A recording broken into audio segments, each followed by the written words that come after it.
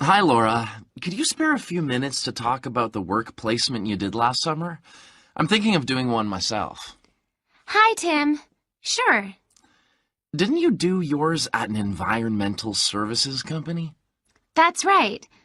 It's only a very small company, and they needed someone to produce a company brochure.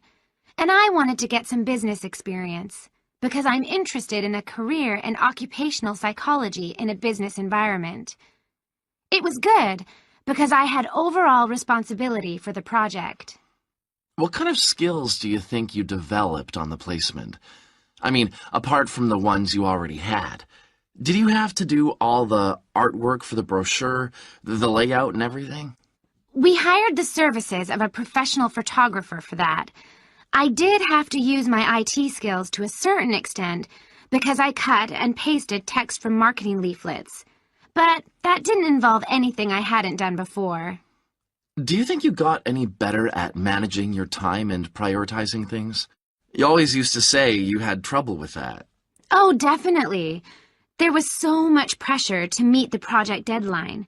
And I also got better at explaining things and asserting my opinions, because I had to have weekly consultations with the marketing manager and give him a progress report. It sounds as if you got a lot out of it then. Absolutely. It was really worthwhile. But, the company benefited too. Yes, they must have done. After all, if they'd used a professional advertising agency to produce their brochure instead of doing it in-house, presumably they'd have paid a lot more. Oh, yes. I worked it out. It would have been 250% more, and I thought the end result was good, even though we did everything on site. The company has quite a powerful computer, and I managed to borrow some scanning software from the university. The new brochure looks really professional. It enhances the image of the company straight away. So, in the long run, it should help them to attract clients and improve their sales figures? That's the idea, yeah. Well, all in all, it sounds very positive. I think I'll go ahead and apply for a placement myself. How do I go about it? It's easy enough to do, because there's a government agency called STEP, STEP, that organizes placements for students. You should start by getting their booklet with all the details. I expect you can download one from their website. Actually, they've got copies in the psychology department. I've seen them there. I'll just go to the office and pick one up.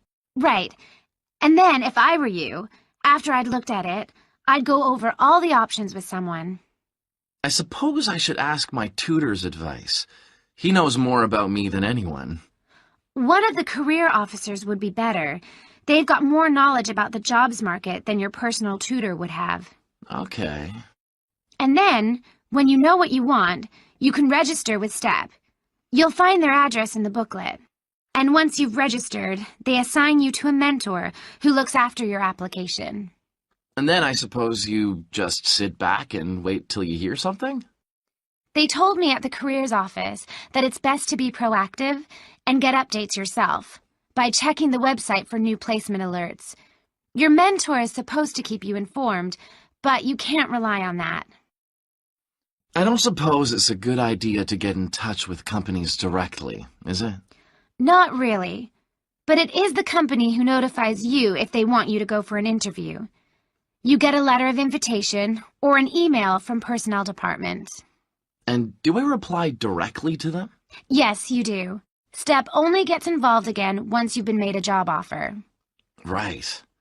So once you've had an interview, you should let your mentor know what the outcome is? I mean, whether you're offered a job and whether you've decided to accept it? That's right. They'll inform the careers office once a placement has been agreed, so you don't have to do that. Is that all then? More or less. Only once you've accepted an offer, you'll probably have to supply a reference, because the placement will be conditional on that. And that's something you should ask your own tutor to provide. He knows about your academic ability and also about your qualities, like reliability. Well, thanks very much for the information. I'm starting to look forward to